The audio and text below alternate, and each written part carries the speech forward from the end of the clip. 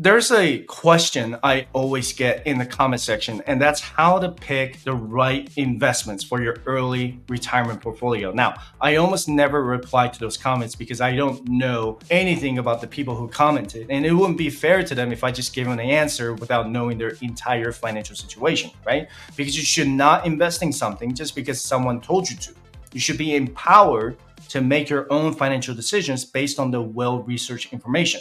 The whole purpose of my channel is to provide education so that you don't need to spend thousands of dollars in fees to pay for a financial advisor.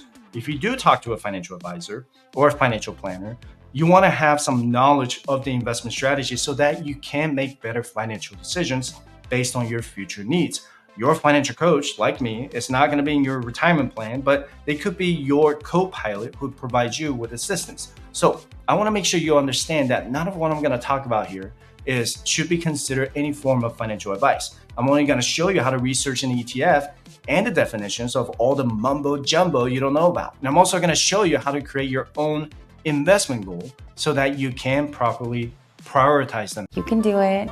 You're amazing. So first, let me show you this ETF from Schwab. Let me go to the fund detail here, down here, and show you how to read and understand what this ETF has. Fund inception is when this ETF was born, which was on October 20th, 2011. So it's been around for about 13 years.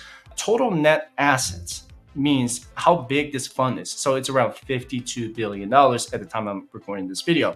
The total expense ratio is 0.06%. So what that means to me is that for every $1,000 I invest in it, the ETF manager is going to charge me 60 cents. This ETF tracks the performances of the Dow Jones US Dividend 100 Index with an average market cap of $158 billion. Shares outstanding means the total number of shares issued by this ETF. So there are a total of 686 million shares outstanding as of February 2024. NAV is the net asset value, which is the share price basically, and it stands for net asset value. So about $77 is how much it'll cost me to buy one share of this ETF. Now, it's not exactly the same as the share price, but net asset value has a different meaning to it, but I'm not going to spend the next 10 minutes explaining that. The total holdings, or how many stocks are in this ETF. In this case, it has 104 stocks. This portfolio turnover rate is how frequently this ETF buys and sells its investments. So as of January 31st, 2024, 28% of its portfolio was bought and sold to acquire different assets. Morningstar category just tells you the asset class Morningstar classifies as CHDS. Morningstar is just another financial services firm based out of Chicago. So large value means it's investing in large cap US companies that are less expensive or growing more slowly than other large cap stocks.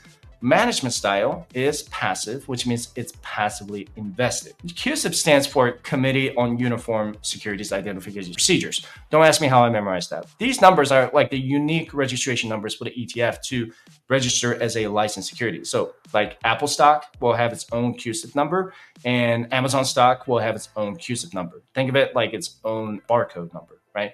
And exchange just tells us where it's being traded, and that would be the New York Stock Exchange. And all of this information I'm giving you right now is saving you thousands of dollars with a financial advisor. So be sure to subscribe if you enjoyed this type of content. The SEC yield 30 days means how much the ETF paid in dividends during the most recent 30-day period after expenses. So it is the dividends over the 30-day period annualized and divided by the net asset value per share, which is $77 at the time I'm recording this video.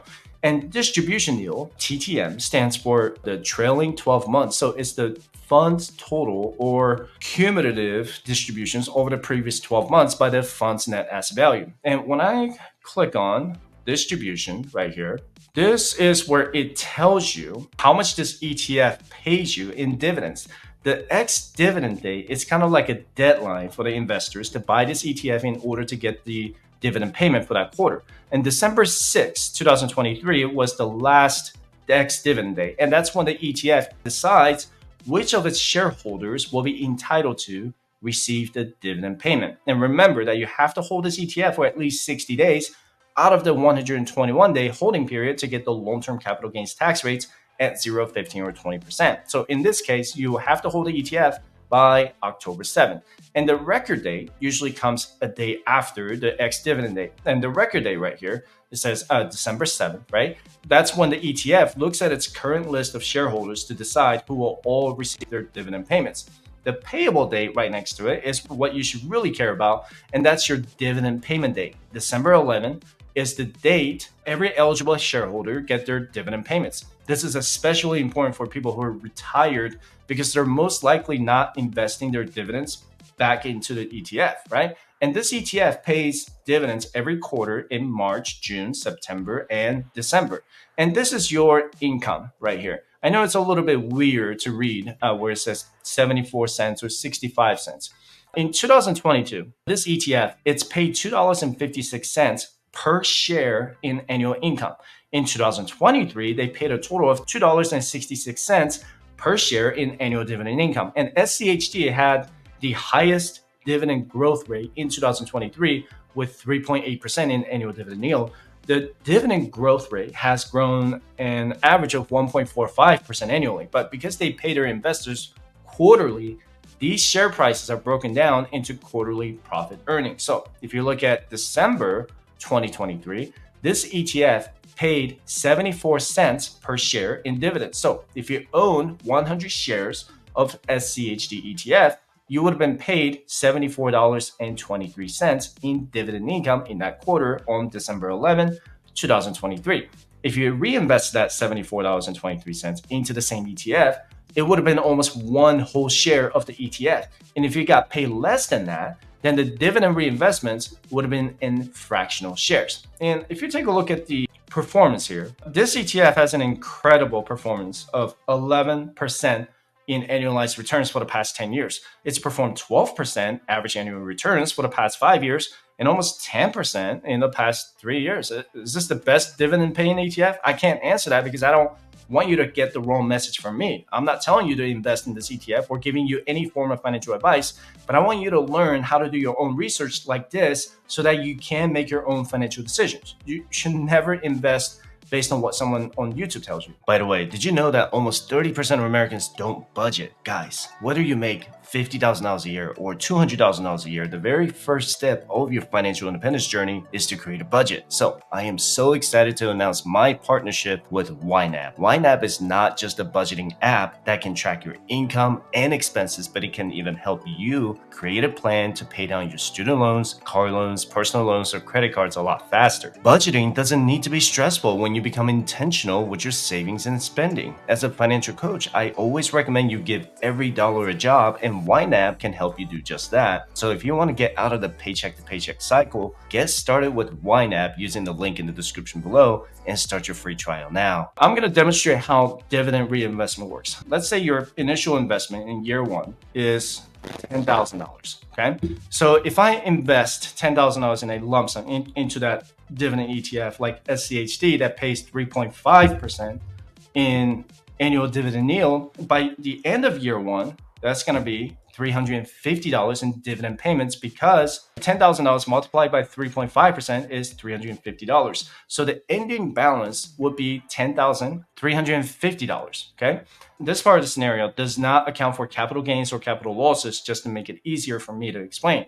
And let's say by year two, I want to invest another $10,000 into the same ETF, right? And that's going to be a total of $20,350 with the dividend reinvestment from the previous year. And when I get another 3.5% in annual dividend payment, then that's going to be $712 just in dividend payments. By the end of year two, then I would have $21,062.25. Yep, that's right. Total invested. So I'm consistently getting a 3.5% gain with the dividend reinvestments every year, assuming that the dividend growth rate is there and the dividend yield remains at 3.5%. But what if I had a capital loss, all right? So let's say my investment is now down from, this is my original investment, because the negative 5% loss, now I have $9,500 in my investment in the first year because of 5% loss. the dividend yield is going to be higher because the share prices have decreased, right? Let me do 4% instead of 3.5% just to make the math a little easier. If the annual dividend per share is, let's say, $2 per share, and the stock price decreased from $50 a share to $47.50 a share with a 5% loss, the annual dividend yield will increase from 4% to 4.21%. How did I get that? 2% divided by $47.50 in share price. And that's going to give you 4.21% in annual dividend yield, right? Okay, that's how I got it. Just because the dividend yield is higher though, it might seem like you're getting more dividends, but the reality is that you have lost the value of the principal of your investment while making the same dividend payment. So with a 3% dividend yield and a capital loss of 5%, I would have a net loss of 2% in that 1 year, right? But what if I have plus 5% in capital gains, right? I'm going to use the same example with $2 in annual dividend per share and $50 per market share.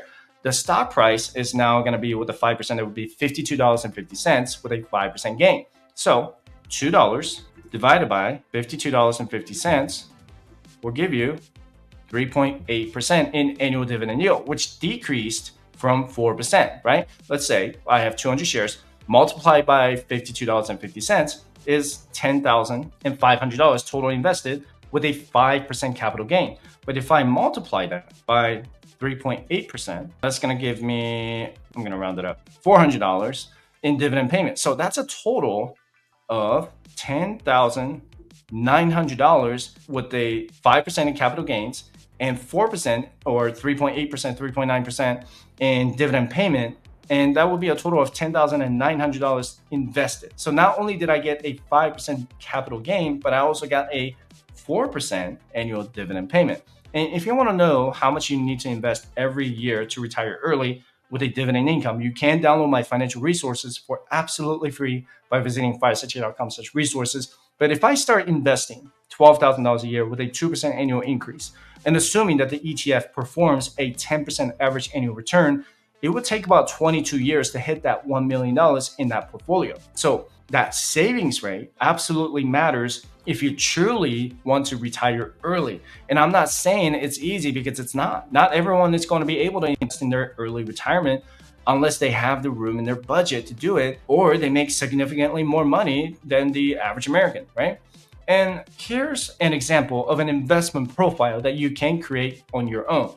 How much money you make will have a direct influence on your investing abilities and risk tolerance. The more money you make, the more money you can invest in the market to achieve your investment goals, right? That's pretty obvious. This is also going to depend on your expenses though. Making, let's say, $100,000 as a single person is entirely different from someone making $100,000 as a household of 4 people.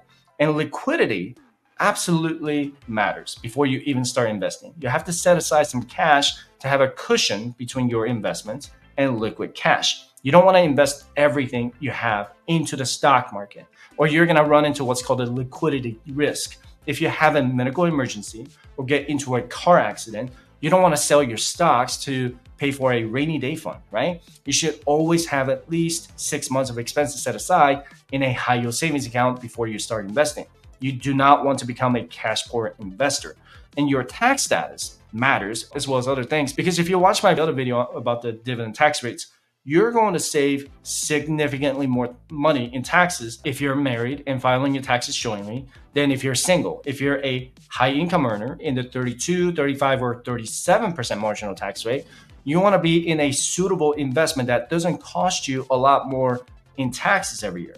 Paying non-qualified dividends for people in the higher tax bracket can become unfavorable, right? So maybe it's important to pay attention to the ex-dividend date like I showed you earlier in this video. And your current age and retirement age are going to matter with your investment goals or objectives. Your time horizon is going to help you calculate how much you need to invest each month or each year. Someone in their 50s has a much shorter time horizon than someone in their 30s, right? Your savings rate is going to change every year you delay your investing journey, as well as your risk tolerance. You might be more risk tolerant in your 30s than you are in your 60s. And when I calculate net worth for my clients, which you can schedule your first session with me for free by visiting 568.com/coaching to find out if I'm the right fit for your financial needs. That's when I find out how much you have in debt and how much you have in assets. And if you're someone with over $100,000 in consumer debt, like credit cards, student loans, and car loans, you should prioritize paying off your debt and then start investing. The higher your net worth, the more suitable you are for higher risk investments because you have the stomach to take the risk. And you want to list your investment goals and prioritize them one by one. You should always prioritize your retirement over your child's education because your child's college education can last for 4 years, but your retirement is for the rest of your life. You should prioritize paying off credit card debt because what you make in the market won't beat the credit card interest rates at 25%, right? If you want to start a family or finance a small business, then you might want to find a product that generates cash but doesn't risk losing the principal of your investments. And your risk tolerance depends on where you are in life, but also depend on what type of investor you are. You may be someone who is more risk tolerant because you can stomach a 20% loss in a year from a bear market and celebrate when you have a 20% gain in a year from a bull market. You may be someone who is more risk averse because you're close to your retirement age and you want to preserve your capital. But as a risk averse investor, you have to know that you're not going to get as much gains as someone who is more risk tolerant. So is SCHD right for everyone? It depends on your investment profile. My financial situation is not going to be the same as yours. My investment objective is not the same as yours. Was I always able to invest in my early retirement portfolio? Not until I completely paid off my consumer debt. I've been on my financial independence and retire early journey for the past 8 years, and I can tell you that the savings rate absolutely matters more than the annualized returns. Let me ask you this. Do you think you'll generate more cash or more ROI with $1,000 or $10,000? Obviously, it's $10,000, right? If you don't have enough room in your budget to invest now, pay off your high interest debt first, build up your cash reserves second, and then invest in your 401k, Roth IRA, and HSA next. Once you're done with all of that and you still have money left to invest, then open up a taxable brokerage account and do some research on index mutual funds, ETFs, and other securities. I want you to win, and I know you can win. Knowledge can be powerful, but your action is what matters the most. And this has been another beast of a video, and I hope you got a lot out of it.